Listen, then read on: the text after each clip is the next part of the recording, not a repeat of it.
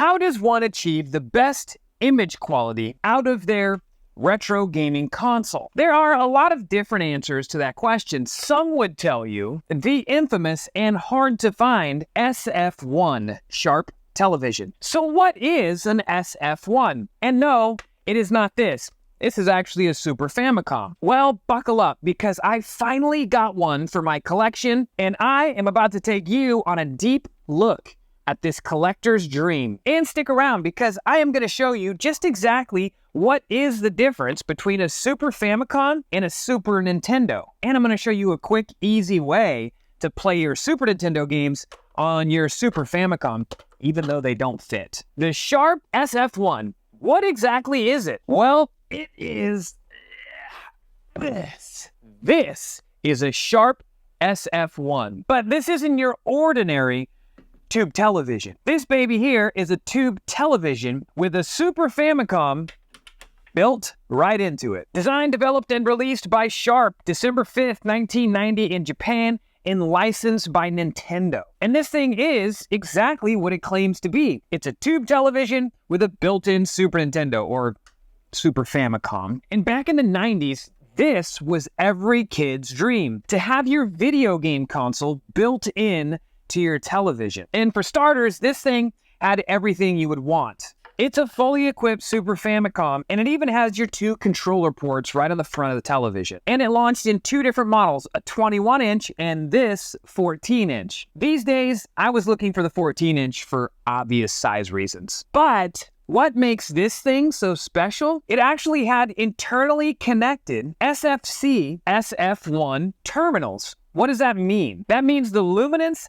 and the chrominance signals could be separated without making a total mess, because all the wires and everything are internal. And on your typical Super Nintendo or a Super Famicom, everything was run through one wire, to make less of a mess of your living room. Well, it results in an image quality noticeably sharper than your standard setup, which would be hooking your console directly to your television, which is why to this day, it's still highly sought after by image quality enthusiasts. A side note, of course, with modern technology, there are many other ways to get a really nice, sharp picture out of your vintage consoles. I understand that. But this is just cool. And this is not the first time Nintendo partnered with Sharp, because they actually did it with the Famicom, or NES, with the C1, which was another really cool tube television that had a built-in Famicom. One downside to this thing is, despite its image superiority, it actually still only runs mono audio. Another really cool feature about the SF1 was the fact that it had expansion ports on it as well.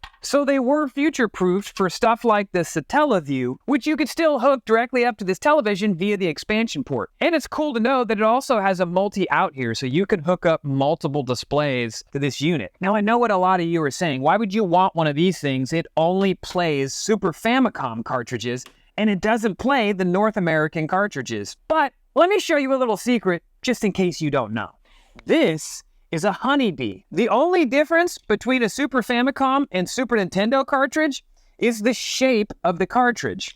Yes, it seems really silly, but if you actually open up a Super Nintendo cartridge and take the board out, this would plug into and play on a Super Famicom. No different than a Super Famicom game would, except it plays in English. And with one of these, you could plug your Super Nintendo cartridge right into the top of it, and then plug this whole thing right into your Super Famicom, and everything plays just like a Super Nintendo would. You want to check it out? Okay, so one of the other really cool things, if you like details, about the SF1 is the controller that it came with was Sharp branded. Nintendo used to love to do this. Not that that really matters, but I think it's really cool that the controller matches the television. Another infamous problem with these SF1s was this panel here. It's almost impossible to find one of these TVs with one of these panels intact. So, of course, I had Dr. Mod 3D print me one. Now let's power this thing up